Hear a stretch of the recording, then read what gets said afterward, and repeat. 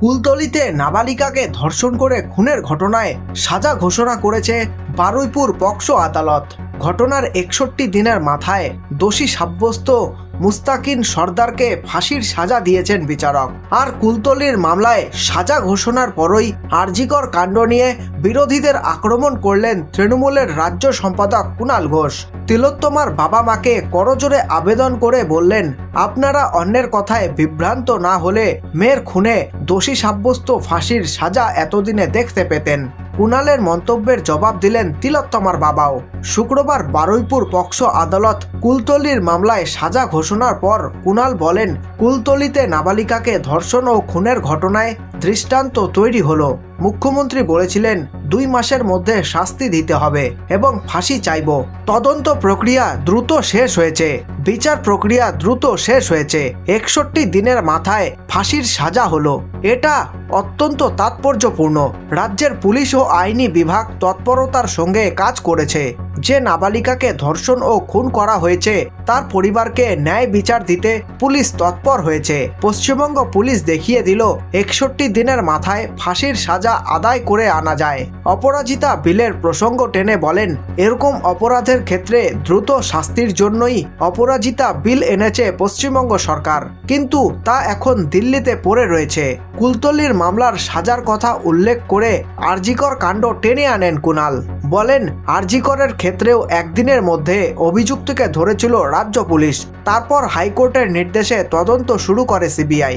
কিনারা তো কলকাতা পুলিশই করে দিয়েছিল।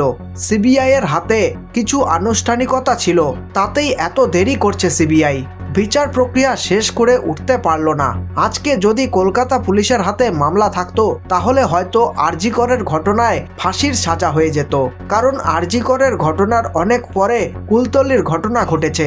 কুলতলির মামলায় সাজার পর এটা বলা যায়, আরজিকরের ঘটনা কলকাতা পুলিশের হাতে থাকলে এতদিনে সাজা ঘোষণা হতে পারত। যারা অতি নাটক করলেন তারা আসল তদন্তের ক্ষতি করলেন। তিলোত্তমার বাবা মার উদ্দেশ্যে কুণাল বলেন, আমি তিলোত্তমার বাবা মাকে করজোড়ে বলবো কুলতলির ঘটনা দেখবেন। কাদের কথায় বিভ্রান্ত হয়েছিলেন? আপনারা যদি কলকাতা পুলিশের ওপর আস্থা রাখতেন তাহলে এতদিনে ফাঁসির সাজা হয়ে যেত। তিলোত্তমার ন্যায় বিচার দিতে পারত কলকাতা পুলিশ। কুলতলির আগে তিলোত্তমা কাণ্ডে দোষীর ফাঁসি সাজা হতো। কুলতলিতে আস্থা রেখেছে, দোষীর ফাঁসির সাজা হয়েছে।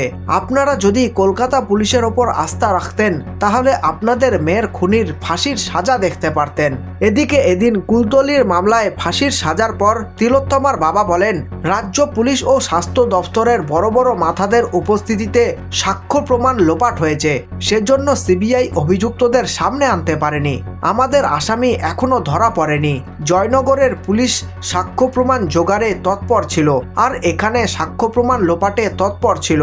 সাক্ষ্য প্রমাণ পুলিশ যে লোপাট করেছে তার প্রমাণ তো টালা থানার তৎকালীন ওসি, তাকে গ্রেফতারও করেছে সিবিআই। এই খবরটি ভালো লেগে থাকলে লাইক করতে পারেন এবং আপনাদের মূল্যবান সময় দেওয়ার জন্য ধন্যবাদ। আপনাদের দিন শুভ হোক।